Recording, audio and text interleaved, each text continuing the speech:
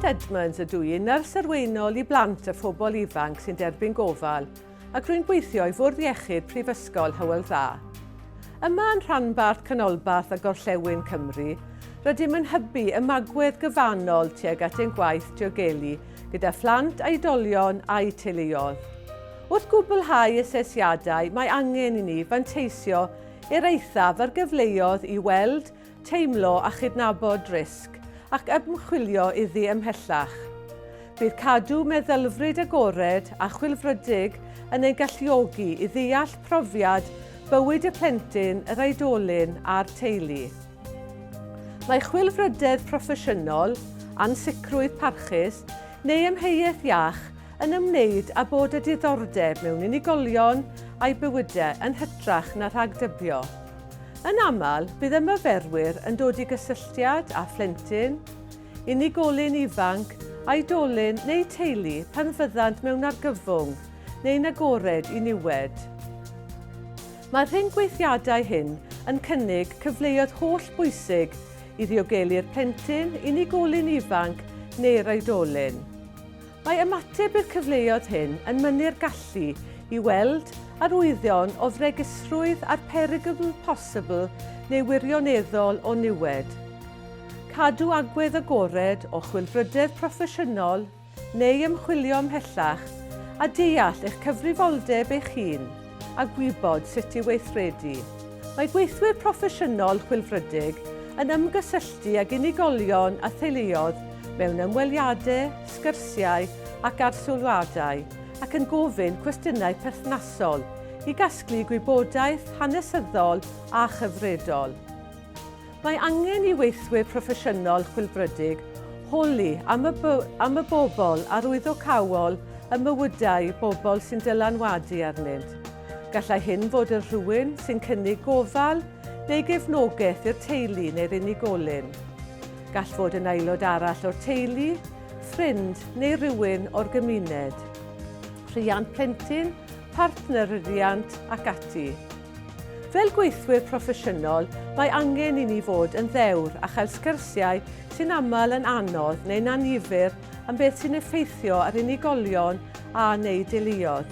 Gallai hyn gynnwys camdrin domestig, tai, hunan esgyluso, ynysigrwydd cymdeithasol, iechyd meddwl, gyffuriau ac alcohol a phroblemau rhwng unigolion a'i gyfalwyr.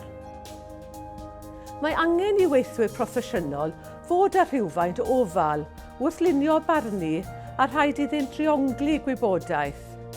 Mae hyn yn golygu cadarnhau beth mae unigolion yn ei ddweud a phwyso a mesur manylion o ystod o ffynonellau a chan ystod o ymarferwyr, yn enwedig lle mae'n ymddangos y mae anghysondebau.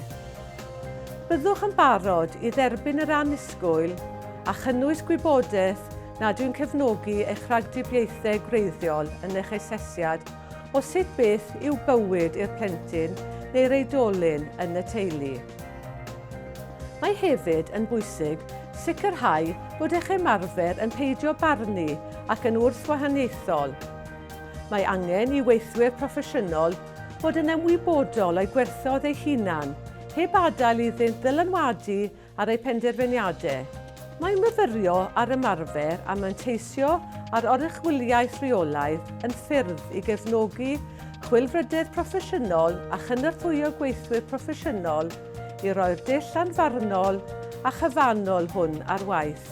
Yma yn rhanbarth canolbarth a gorllewin Cymru, mae meithrin perthynas waith agos ag unigolion a theuluoedd wrth wraidd ein hymarfer. Perthynas lle rydym yn clywed eu lleisiau, yn deall eu profiadau bywyd ac yn gallu ymateb yn unol â hynny. Felly'r prif negeseuon yw bod chwilfrydedd proffesiynol neu ansicrwydd parchus yn allweddol i ddiogelu plant ac oedolion.